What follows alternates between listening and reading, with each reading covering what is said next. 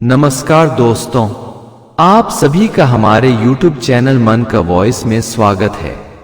मैं रोज एक शिक्षाप्रद कहानी लेकर आता हूं।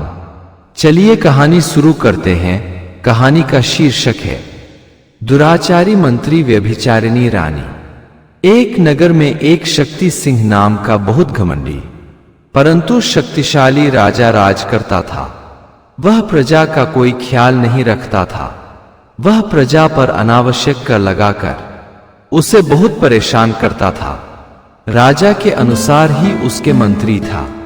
वह एक नंबर का हरामी था। वह हर वक्त राजा बनने का सपना देखता। वह किसी तरह शक्ति सिंह को अपदस्थ कर राजा बन जाना चाहता था। इसीलिए पड़ोसी राजाओं से लड़ाई कराने के लिए हमेशा उतावला रहता था। राजदरबार में बस एक ही आदमी ऐसा थे जो राजा और राज्य के शुभ चिंतक थे। वह राजगुरु चंद्रभूषण थे। वह बहुत विद्वान ब्राह्मण थे। वे मंत्री की चाल को समझते थे, साथ ही ये भी जानते थे कि राजा मंदबुद्धि है। वह अपने दिमाग से काम नहीं ले रहा। सच ही कहा गया है कि मूर्ख और ढोलक दूसरे के बजाने से बजते हैं। राजा राजगुरु का एक नहीं सुनता था। वह सिर्फ मंत्री की सलाह पर चलता था। मंत्री अपने राज्य के उत्तर तरफ के एक छोटे राजा की राजकुमारी से प्रेम करता था। राजकुमारी भी मंत्री को चाहती थी, परंतु राजा अपनी बेटी का विवाह किसी भी हालत में एक मंत्री से नहीं करना चाहता था। उसने अपनी राजकुमारी का विवाह एक राजा वीरमल से कर दिया। जब इस बात की भनक मंत्री को लगी तो बहुत क्रोधित हुआ। उसने विचार किया कि क्यों न शक्ति सिंह को भड़काकर वीरमल पर आक्रमण कर परास्त कर दिया जाए और फिर उसकी रानी को लेकर उसका राज्य लौटा दिया जाए। इस तरीके से रानी हमारे महल में आ जाएगी। वह मुझसे बहुत प्रेम करती है। हम उसकी मदद से इस राज्य की गद्दी तक पहुंच सकते हैं। वह अपनी योजना राजा को समझाया कि महाराज, राज्य के उत्तर तरफ के राजा जीबोधन से उसकी पुत्री से आपके विवाह के लिए बात चलाई थी। वह रूप गुण में अद्वितीय थी। उसकी बराबरी की अब इस संसार में दूसरी राजकुमारी है ही नहीं। वह चांद से भी सुंदर और फूलों से भी कोमल थी। परंतु राजा बोला, मंत्री तुम हमसे पूरी बात बताओ। परंतु क्या हुआ उस राजकुमारी का? तब मंत्री बताया कि महाराज, पश्चिम का राजा वीरमल यह जानते हुए कि आपसे उस राजकुमारी की विवाह की बात चल रही है, फिर भी उसने राजकुमारी से विवाह कर लिया। आपको राजा वीरमल पर आक्रमण कर उससे राजकुमारी को अपने महल में वापस ले आना चाहिए। राजा बोला, अवश्य ही हमें ऐसा करना चाहिए। राजगुरु वहीं बैठे थे। वह राजा से बोले, राजन, हमारी जानकारी में राजकुमारी से विवाह के लिए ना तो कभी जीबोधन का दूत आया था और ना खुद जीबोधन आया, और अब तो राजकुमारी विवाहिता हो चुकी है। तुम एक शक्तिशाली राजा हो और एक शक्तिशाली पुरुष कभी किसी विवाहिता स्त्री या ठुकराई स्त्री से विवाह नहीं करते। वह हमेशा कुमारी स्त्रियों से ही विवाह करते हैं। एक राजा के लिए यही नियम है और यही मर्यादा भी है। राजा बोला, परंतु गुरुदेव, वह संसार की सुंदर स्त्री है और अक्सर राजा तो पराजित राजा की पत्नियां या राजकुमारियां हरण कर ले ही आते हैं और उससे विवाह भी रचाते हैं। राजगुरु बोले, राजन, संसार में कोई स्त्री ऐसी नहीं कि सबसे सुंदर हो। उसकी सुंदरता उसके पति या प्रेमी की नजर पर निर्भर करती है। एक अच्छे पति को उसकी पत्नी संसार की सबसे सुंदर स्त्री लगती है। एक प्रेमी को उसकी प्रेमिका इंद्रपुरी की अप्सरा लगती है। वहीं जो उससे प्रेम नहीं करता तो उसे वह साधारण स्त्री लगती है। रही बात उन राजाओं के जो दूसरे की स्त्री का हरण करते हैं, वह राक्षस होते हैं। रावण ने ऐसा किया था। अंजाम बुरा हुआ। राम ने रावण पर विजय के बाद कहा मंदोदरी से विवाह किया था। राम ने तो उसकी तरफ देखा ही नहीं, उसे बात भी की, देवी कहकर संबोधित किया। कृष्ण ने कंस को मारने के बाद कहा उसकी रानियों से विवाह किया, वो भी तो बहुत सुंदर स्त्रियां थी। राजन, हर चीज की एक मर्यादा होती है और भगवान ने ऐसा ना करके सबको अपनी मर्यादा में रहना सिखाया है। एक विवाहिता स्त्री को अपहरण कर उससे बलात् विवाह एक जघन्य पाप में आता है। ऐसी बात सिर्फ नीच लोग ही सोच सकते हैं। राजा बोला, नहीं गुरुदेव, मैं आपके बात से सहमत नहीं हूं। एक स्त्री उपभोग की चीज है और ताकतवर पुरुष को अपनी पसंद की स्त्री का उपभोग करना ही चाहिए। अब वह स्त्री चाहे जिस तरीके से प्राप्त हो। हम अवश्य ही 1-2 रोज में वीरमल पर आक्रमण करेंगे और राजकुमारी को उसके चंगुल से छुड़ा लाएंगे। यह कोई अपराध नहीं होगा, बल्कि एक स्त्री की आजादी होगी। राजगुरु बोले, यदि तुम्हारे राज्य में ऐसा होता है तो मैं तो वहां रहना अब पसंद नहीं करूंगा। राजन, एक बात ध्यान से सुन लो, जिस घर में सिर्फ स्त्री की चलती है और संजोग से वह स्त्री मूर्ख या व्यभिचारिणी हो तो उस घर का त्याग कर देने चाहिए। जिस घर में भाई बंधु की नहीं, साले की चलती हो तो उस भाई से अन्य भाई बंधु को अलग ही रहना चाहिए। और जिस राज्य में राजा की नहीं, मंत्री की चलती हो तो उस राज दरबार को, राज्य के गुरुजनों को तुरंत छोड़ देने चाहिए। अब मैं इस राज दरबार में 1 मिनट नहीं ठहर सकता। वैसे भी अब मेरी उम्र हो चली है, मुझे जंगल में जाकर तपस्या करनी चाहिए। राजगुरु वन के लिए प्रस्थान कर गए। उधर राजा अपने मंत्री की सलाह पर राजा वीरमल पर आक्रमण कर दिया। वीरमल एक कमजोर राजा था, तुरंत परास्त हो गया। राजा ने परास्त राजा वीरमल के सामने प्रस्ताव रखा कि हम तुम्हारा जीता हुआ राज्य वापस कर सकते हैं, परंतु इसके लिए तुम्हें अपनी नवविवाहिता रानी को हमारे हवाले करना होगा। अब वीरमल के पास दूसरा कोई रास्ता ही नहीं था। वह सोच लिया कि रानी में वैसा कुछ खास नहीं है जो अन्य स्त्रियों में न हो। राज्य रहा तो 10 राजकुमारियां विवाह को तैयार हो जाएगी, वरना कंगाल को तो एक बंजारन भी घास नहीं डालेगी। वीरमल ने स्वेच्छा से रानी को शक्ति सिंह के हवाले कर दिया। रानी भी खुश होकर शक्ति सिंह के पास आ गई। शक्ति सिंह उसे मंत्री के साथ राज दरबार भेजवा दिया। मंत्री को तो जैसे मुराद ही पूरी हो गई। उसे राजा से पहले रानी का साथ मिल गया। रानी भी मंत्री के प्रेम में पहले से ही पागल थी। उसका तो सपना ही साकार हो गया। दूसरे दिन राजा जब महल वापस लौटा तो रानी से विवाह कर लिया। धीरे धीरे समय बीतने लगा। रानी ने 3 साल में 3 पुत्रियों को जन्म दिया। 2 राजकुमारियां बहुत खूबसूरत थी, परंतु छोटी वाली सांवली थी। वैसे खूबसूरत तो वो भी थी, मगर रंग सांवला था। राजा को थोड़ी शंका हुई कि रानी मेरे साथ धोखा कर रही है। ये 2 लड़कियां गोरी कैसे और ये छोटी वाली काली क्यों? मगर वह यह बात रानी से नहीं कह पाया। धीरे धीरे राजकुमारियां सयानी हो चली। अब वह सही गलत का ध्यान रखने लगी थी। छोटी को तो ये भी पता चल गया था कि उसकी मां व्यभिचारिणी है, उसके नाजायज संबंध मंत्री से है। एक दिन तो उसने मंत्री को अपनी मां के साथ हमबिस्तर होते देख लिया।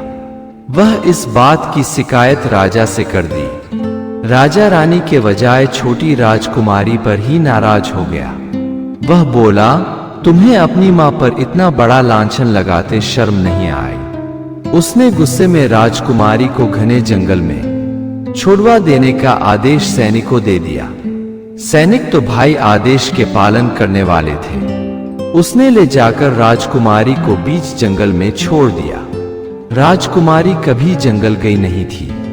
उसे जंगल के विषय में कुछ जानकारी ही नहीं था।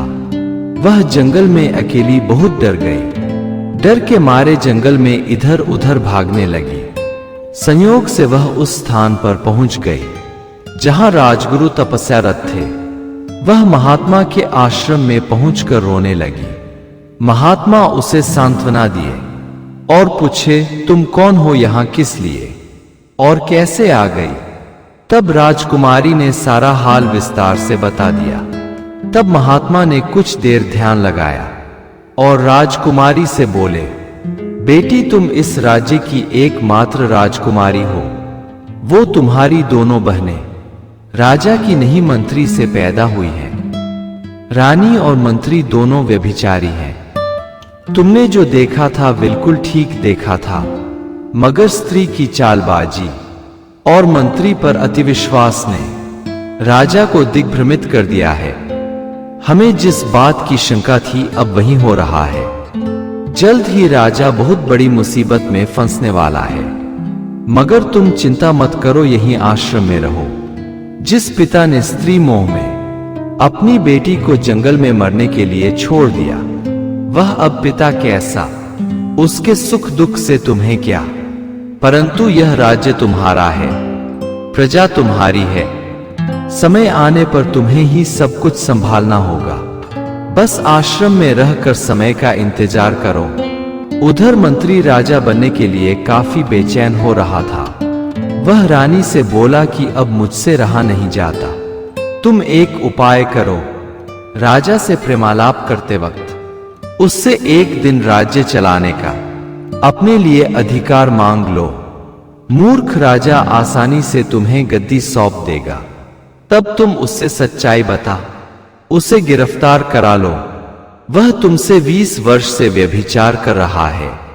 यही अपराध उसे मौत के घाट तक पहुंचाने के लिए काफी है। रानी ने ठीक वही किया जो मंत्री ने कहा था। वह राजा से प्रेमालाप के समय एक दिन राज करने की अनुमति मांग ली। राजा बोला, तुम मेरी रानी हो, ये राज्य तुम्हारा है। तुम एक दिन क्या पूरे 1 साल तक शासन चलाओ। वैसे भी मैं राज चलाते चलाते ऊब गया हूं। 1 साल आराम करूंगा। दूसरे दिन रानी ने राजगद्दी संभाल ली और बिना समय गवाए राजा को बंदी बनवा लिया। पहले तो राजा उसे रानी का एक मजाक समझा, परंतु रानी के बगल में खड़े मंत्री को देख उसको आभास हो गया कि राजा अपने ही जाल में उलझ गया है। उसे एक एक बात याद आने लगी कि यह तो मेरी ब्याहता रानी है ही नहीं, यह तो वीरमल से छीन कर लाई गई है। और जो स्त्री एक के बाद दूसरे से संबंध बनाती है तो उसके लिए अब शर्म की दीवार ढह जाती है। वह अनेक से भी संबंध स्थापित कर सकती है। उसके दरवाजे सभी के लिए खुल जाते हैं। रानी भी वही कर रही है। उधर रानी ने राजा से कहा कि मैं मंत्री से प्रेम करती थी और आज भी करती हूं। मैं तो वीरमल की विवाहिता थी। तुमने मेरा हरण किया। मैंने तुम्हें एक दिन के लिए अपना पति नहीं माना, परंतु तुमने बलात् 20 साल तक व्यभिचार किया। इस अपराध की सजा तुम्हें जितनी दी जाए कम है। फिलहाल अभी तुम्हें बंदी गृह में रखा जाएगा। हाँ, मैं तुम्हें अंधेरे में रखना नहीं चाहती। ये जो मेरी 2 बेटियां हैं वह तुम्हारी नहीं है। ये दोनों मंत्री से पैदा हुई है और जो बेटी तुमसे पैदा हुई है उसे तुम खुद मरने के लिए जंगल में छोड़वा दिए थे। राजा इतना सुन गस्त खाकर गिर पड़ा। रानी को उस पर कोई दया नहीं आई। सैनिकों ने राजा को ले जाकर बंदी गृह में बंद कर दिया। अब तो सर्वे सर्वा मंत्री की चल रही थी। उसने रानी से कहा कि अगर राजा को हम फांसी या शूली चढ़ाते हैं तो प्रजा बगावत कर देगी। हम रात के वक्त जल्लाद से जंगल ले जाकर राजा की हत्या करा देते हैं। रानी तुरंत तैयार हो गई। उसने जल्लाद के हाथों राजा को जंगल में मारने के लिए भेज दिया। मंत्री भी साथ गया था, परंतु वह बीच रास्ते से ही लौट आया। जल्लाद उसे यह कहकर लौटा दिया कि मंत्री जी जाओ बाहर लूटो। आप अब तक गुपचुप तरीके रानी से कहीं तक खाने में मिला करते थे। आज मौका है उनके साथ पलंग पर बिना डर भय के बिताने के। झूठे इस पागल राजा के फेरे में पड़े हो। इस बदमाश को तो हम 100 टुकड़े कर देंगे। मंत्री को जल्लाद की बात बहुत अच्छी लगी। वह तुरंत राजभवन लौट गया। जल्लाद राजा से बोला, महाराज क्षमा करना, हमें आपको अपशब्द बोलना पड़ा। हम आपका नमक खाए हैं, हम आपको कैसे मार सकते हैं। जल्लाद ने राजा को छोड़ दिया। राजा जंगल में ढूंढते हुए राजगुरु के आश्रम पहुंच गया। राजगुरु उसे देखते ही पहचान गए। बोले, राजन अब किस लिए आए हो? सब कुछ तो बर्बाद कर दिया।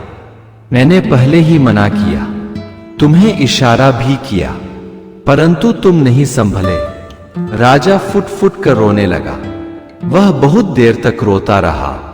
तब राजगुरु ने बताया कि धैर्य रखो राजन, तुम्हारा राज्य तुमसे एक रात की दूरी पर है। तुम्हारी अपनी बेटी हमारे पास ही है, वह इस वक्त सो रही है। मैंने उसका विवाह राजा शेर सिंह के बेटे से तय कर रखा है, परंतु उसमें एक शर्त लगा दिया है कि शक्ति सिंह की रानी और मंत्री को जिंदा या मुर्दा पकड़कर मेरे आश्रम में लाना होगा। शेर सिंह के बेटे को राजकुमारी बहुत पसंद आ गई है। तुम जानते ही हो, इस समय शेर सिंह ताकतवर राजा है। वह अपने बेटे की खुशी के लिए सब कुछ करेगा और कल ही करेगा। अभी राजगुरु और राजा बात कर ही रहे थे कि शेर सिंह मंत्री और रानी को आधी रात में ही घसीटते हुए महात्मा के आश्रम में लाकर पटक दिया। वह राजगुरु से बोला, क्षमा करना महात्मन, प्रजा का ख्याल रखते हुए रात में ही हमें बड़ा कदम उठाना पड़ा। उधर रानी और मंत्री राजा को जिंदा देख थर थर कांप रहे थे। राजा बिना देर किए दोनों का काम तमाम कर दिया। सुबह में बड़ी धूमधाम से राजा अपनी बेटी का विवाह शेर सिंह के बेटे से कर दिया और अपनी बिटिया की राजगद्दी सौंप दी और खुद राजगुरु के साथ भगवान के भजनों में लग गया। अगर आपको हमारी कहानी अच्छी लगी हो तो हमारे चैनल को सब्सक्राइब करें, लाइक करें और कमेंट बॉक्स में राधे राधे जरूर लिखें। आपसे पुनः मिलते हैं एक नई वीडियो के साथ। तब तक के लिए आपको और आपके पूरे परिवार को राधे राधे।